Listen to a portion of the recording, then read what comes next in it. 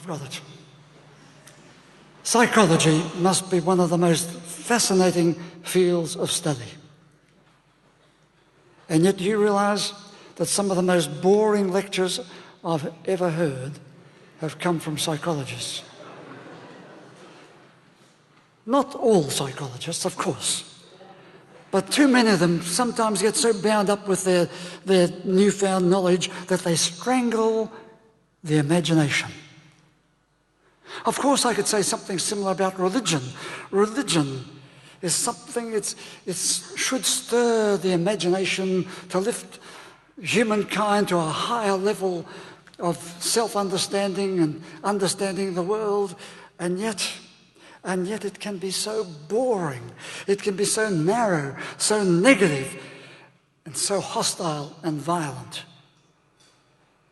Here we are fronting up to Christmas with its fantasy and its imagery, and yet many of us would wish it were already over.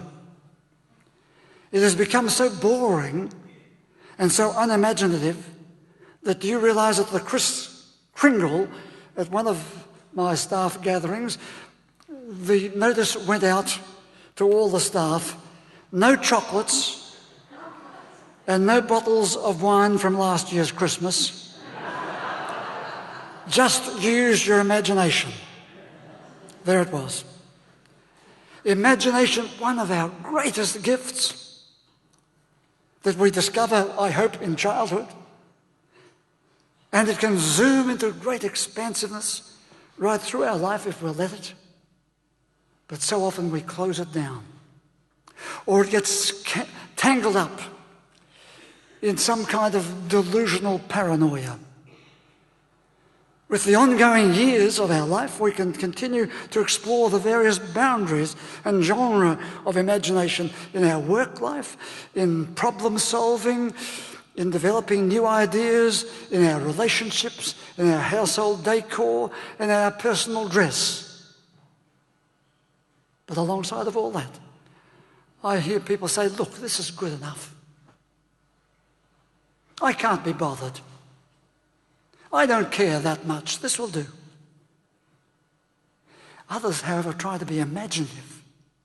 They want something different. They want to be something different. They want life to be different. Why is it then that so many of us so easily miss the mark?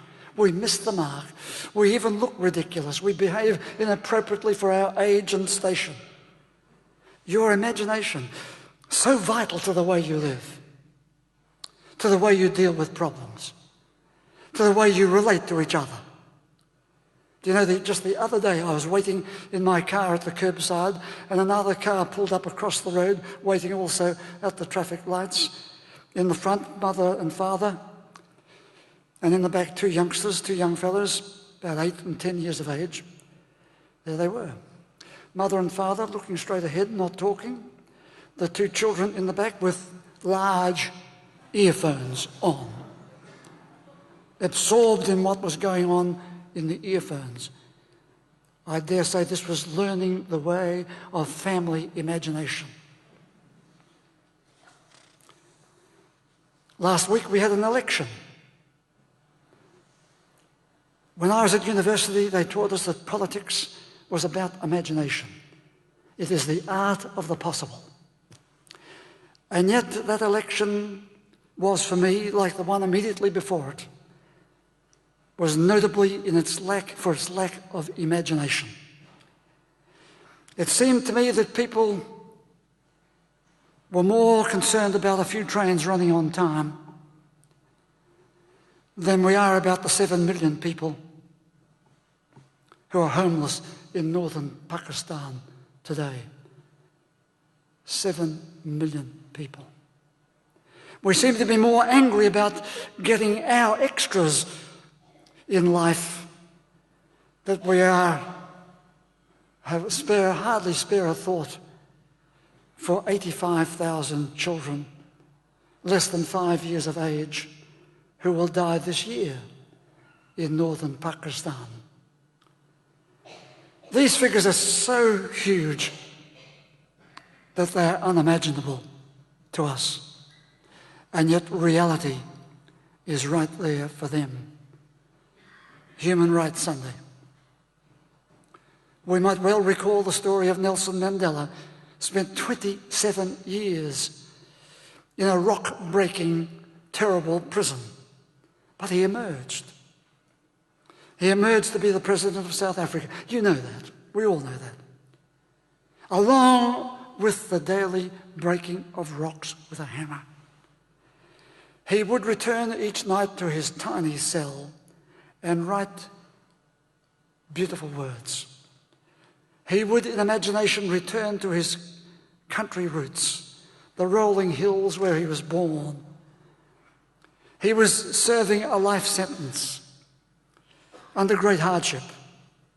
But here he was in his cell, he was alive, he was alert, imagination joining memory to hope. Alongside of that image, I put T.S. Eliot's poem of J. Alfred Prufrock, a boring little man measuring out his life every day with coffee spoons, preparing his face to meet the faces he would meet. Should I, he said, after all, after the tea and cakes and ices, have the strength to face the moment of its crisis? I've seen the moment of my greatness flicker. I've seen the eternal footman hold my coat and snicker. And in short, I was afraid. You see, I think he was a fellow who'd missed out. He was every man, every woman in fact, if we're not careful.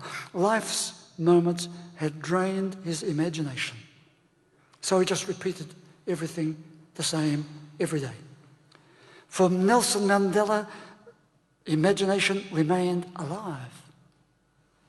For J. Alfred Prufrock, magnificent name as he might have had, imagination was something he toyed with, but it had gone. Does it matter? I was astonished to find how little we all know about our imagination. Are we concerned about it at all? Does it matter? Come to think of it, how can you solve your problems without imagination? In fact, the problem can become so scrambled, we get lost, imagination goes and boredom sets in, without ever identifying the presence of imagination. What is it? We call on imagination to help us shape the future. We wonder if imagination will come to restore some beauty or some enjoyment. Life could have been so different.